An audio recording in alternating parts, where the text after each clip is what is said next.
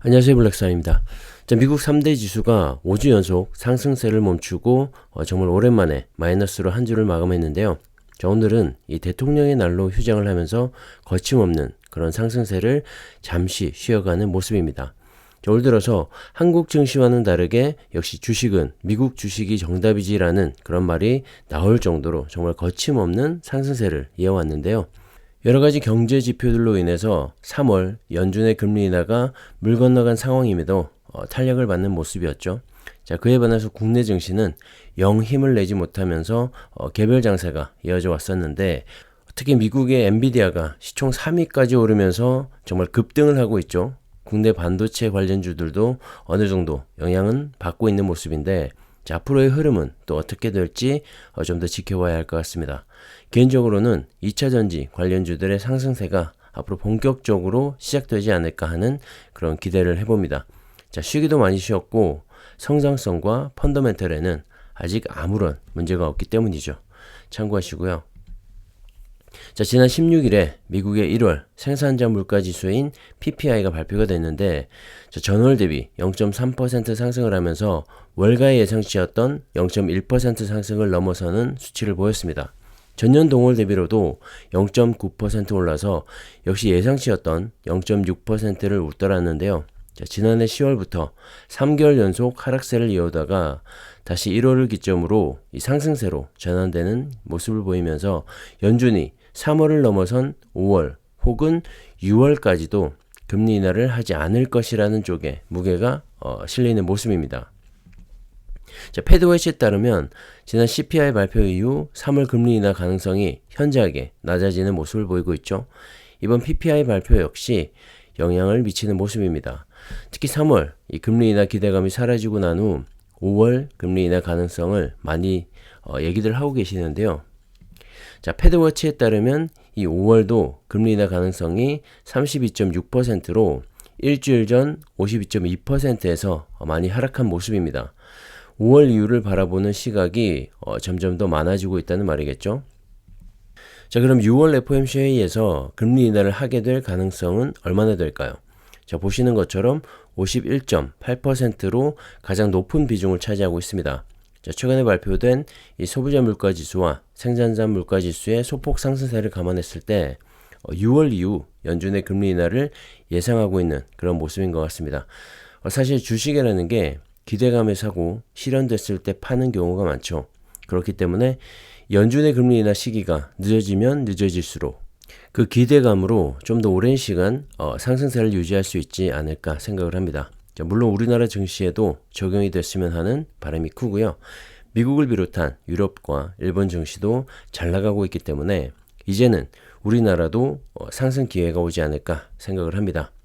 그렇다면 앞으로 어떤 주식이 주도주가 될지 잘 생각해 보셔야 할 텐데, 그동안 많이 쉬었던 일부에서는 아직도 고평가 논란이 있긴 하지만 전 여전히 2차전지 관련주들이 다시 한번 대세 상승을 이끌어가지 않을까 생각을 합니다.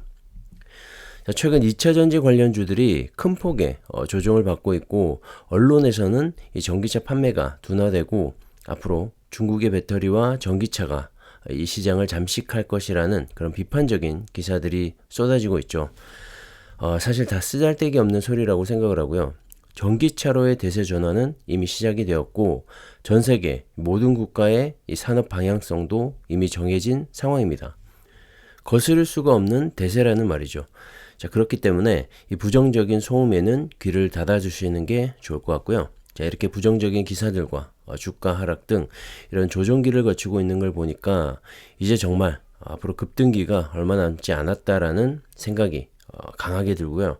정말 더 늦기 전에 좋은 2차전지 종목에 투자하시기를 다시 한번 추천드립니다. 보시는 그림은 캐즘과 관련된 이야기인데요. 요즘 전기차가 캐즘을 지나고 있다라는 말이 많이 들립니다. 캐즘은 쉽게 말해서 얼리 어답터, 즉 이 조기 수용자들에서 초기 대중으로 넘어가기 전에 침체되는 그런 산업의 한 구간을 말하는 것인데요. 여러 가지 위험을 감수하더라도 그런 모험을 즐기고 빨리 선점해 보려는 사람들, 그런 수요로 인해 새로운 산업이 급성장을 하긴 하지만 사실 대부분의 사람들은 실용성을 중시합니다. 대중화되기를 기다리고 있는 것이죠. 자, 이렇게 얼리 어답터에서 일반 실용주의자들이 이 전기차를 받아들이고 대중화되기 전까지 캐즘, 말 그대로 깊은 틈이 있다는 겁니다. 첨단 기술 제품, 전기차가 되겠죠. 이 얼리 어답터가 지배하고 있던 초기 시장에서 대중화로 넘어가기 전까지 일시적으로 수요가 정체하거나 후퇴하는 현상을 말합니다. 다시 말해서 급성장하기 직전 잠시 숨을 고르는 그런 구간이라고 말할 수가 있겠죠. 자, 최근에 스마트폰 역시 오래된 역사인 듯 생각되지만 이렇게 대중화되기까지 불과 10여 년의 세월밖에 흐르지 않았습니다. 스마트폰 시장 역시 초기 얼리 어댑터들의 열광을 지나 캐즘을 넘고 현재 대중화가 되었는데요.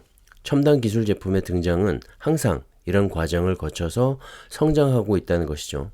자, 여러분들은 이 의견에 동의를 하시나요? 저는 완전 100% 공감을 하고 있고 너무나 선명하게 보이기까지 합니다. 전기차 산업의 성장과 핵심 소재인 배터리 그리고 소재 산업의 성장을 공부하면 공부할수록 지금 이 캐즘 구간에 관련 기업들의 주식을 좀 더 많이 모아야겠다는 생각이 듭니다. 자, 몇몇 종목들의 급등에 흔들림 없이 이 본인이 처음 생각했던 그 마음, 그 주식들을 천천히 모아가다 보면 정말 천천히 부자가 될 수 있는 기회를 잡을 수 있을 거라고 생각을 하고요. 내 주식만 안 올라서 고민이시거나 팔고 이 급등주로 옮겨 타야 하나 하고 생각하시는 분들도 조금만 더 공부하고 기다려 보시라고 말씀을 드리고 싶습니다. 현재 우리나라 배터리 3사는 북미 지역을 중심으로 배터리 수주 잔고가 이미 1,000조 원을 돌파하면서 말 그대로 확정된, 보장된 그런 성장성을 가지고 있습니다.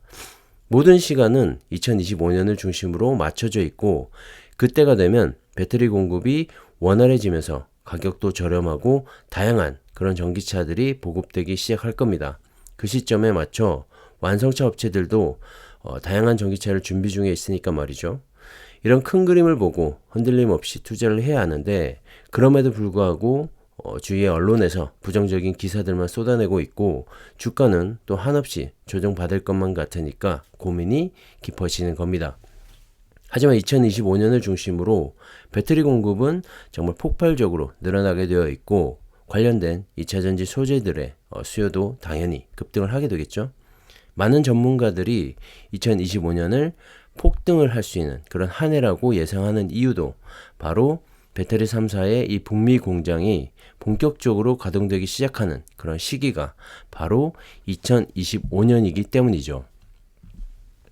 자, 그리고 전기차를 비롯한 이 배터리 산업이 정말 폭망할 거라면 이들 기업들이 지금이라도 사업을 접거나 줄이거나 할 텐데요.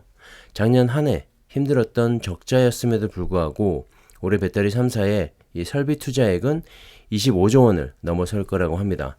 1,000조 원 이상의 수주 잔고가 쌓여있기 때문에 시기에 맞춰 계속해서 투자를 늘려야 하는 입장이기 때문이겠죠. LG엔솔은 올해 10조 9천억 원을 설비 투자로 집행할 계획인데요. 지난해 10조 9천억 원에 이은 2년 연속 10조 원 이상의 투자를 단행하는 건데 이런 사업을 하고 있는 기업이 망할 리가 있겠습니까? 더 멀리 뛰기 위해 좀 더 움츠리고 있는 모습이라고 생각을 하고요. 당장 올해 1분기 미국 테네시주의 이 GM과의 합작법인 이 공장과 올 상반기 인도네시아에서 현대차와 조인트 벤처 양산 시작을 앞두고 있고 2025년 이후에는 GM과 JV 3기, 스텔란티스, 혼다, 북미, 현대차 JV가 예정이 되어 있고 단독 공장인 미시간 증설과 애리조나 원통형 ESS 공장 역시 건설할 계획이라고 합니다. SK온도 7조 5천억 원의 설비 투자를 계획하고 있는데요. 미국 포드와의 JV인 블로벌 SK, 테네시 공장과 현대차와의 조지아 JV 등에 사용된다고 합니다. 삼성 SDI는 이 공식적인 캐펙스를 공개하지는 않았지만 5조에서 6조 원가량의 설비 투자를 예상하고 있는데 스텔란티스와의 JV 1, 2 공장과 GM과의 뉴칼라일 공장 건설을 추진하고 있다고 합니다. 자, 이런 기업들이 망할 수가 있을까요? 여러분, 절대 그럴 리가 없고요. 지금 이 그림만 봐도 우리는 앞으로 어디에 투자를 하는 것이 맞는지 쉽게 알 수가 있습니다. 다행히도 새로운 산업의 중심에 우리나라 기업들이 포진을 하고 있어서 각자의 마음만 잘 다스리면서 투자를 한다면 모두 큰 부자가 될 수 있다고 생각을 하고요. 2차 전지에 대한 투자 흔들림 없이 해 나가셨으면 합니다. 배터리 3사에 대한 투자도 좋고요. 관련 소재 기업들에 대한 투자도 좋습니다. 저는 개인적으로 계속해서 이 소재에 대한 투자를 말씀드렸었는데요. 이 소재에 대한 수요와 성장이 좀 더 클 거라고 생각을 하고 각자의 투자 금액과 투자 기관, 성향 등을 잘 생각해서 투자하시면 좋을 것 같습니다. 제 의견은 참고만 하시고요.